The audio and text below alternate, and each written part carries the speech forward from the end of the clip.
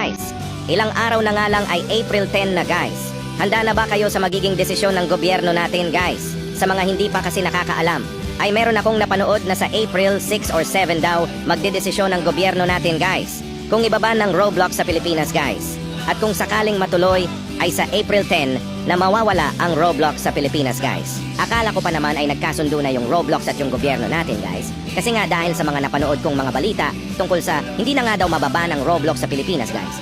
Pero puro imagination lang pala yun guys. Dahil hanggang ngayon ay tuloy pa rin ang CICC sa paggulong ng issue sa Roblox guys. Kaya malaki pa rin pala ang posibilidad na mawala ang Roblox sa Pilipinas guys. Pero sana naman, wag nila basta iba ng Roblox guys. Sana naman pakinggan muna nila ang publiko bago sila gumawa ng action guys. Dahil paano yung mga kumikita sa Roblox guys?